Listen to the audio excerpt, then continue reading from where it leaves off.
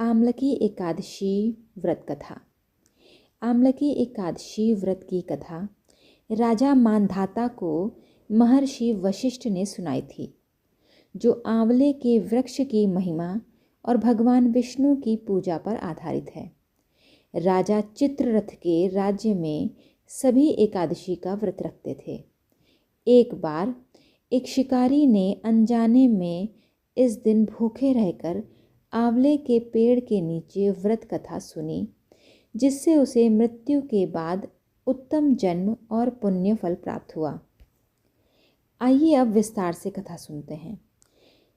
राजा चित्ररथ वैदिश नगरी के शासक थे और अत्यंत धर्मपरायण थे।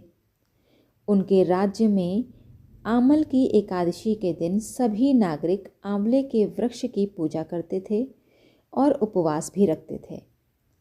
एक बार एक शिकारी बहुत पापी था। फाल्गुन एकादशी के दिन भोजन की तलाश में जंगल जंगल भटक रहा था। वह रास्ता भटक गया और भूख प्यास से व्याकुल होकर एक आंवले के पेड़ के नीचे बैठ गया।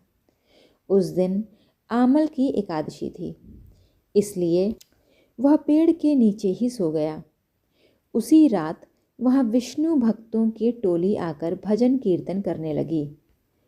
उस समय वहाँ एक राजा पर हिंसक डाकू हमला करने वाले थे, लेकिन जब उन्होंने भगवान की कृपा से जागृत शिकारी को वहाँ देखा तो उन्होंने डर कर भागने का प्रयास किया। उस समय आकाशवाणी हुई कि शिकारी ने एकादशी के उपवास और भगवान की कथा सुनने से पुण्य प्राप्त किया है। उस शिकारी के अनजाने में किए गए व्रत के प्रभाव से उसे सब पापों से मुक्ति मिल गई और वह अगले जन्म में एक धर्मात्मा राजा बना। यह व्रत मोक्ष और धन प्रदान करने वाला माना जाता है। आमलकी एकादशी का बहुत ही महत्व है। यह व्रत राजा चित्ररथ द्वारा की गई विधि के समान भगवान विष्णु की पूजा के साथ आंवले के वृक्ष की पूजा पर जोर देता है। आंवले के वृक्ष में लक्ष्मी जी और भगवान विष्णु का वास माना जाता है।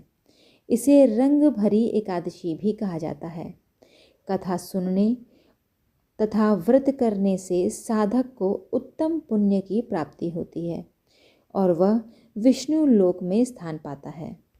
तो प्रेम से बोलिए आमलकी एकादशी की जय हो, भगवान नारायण की जय, भगवान विष्णु की जय हो।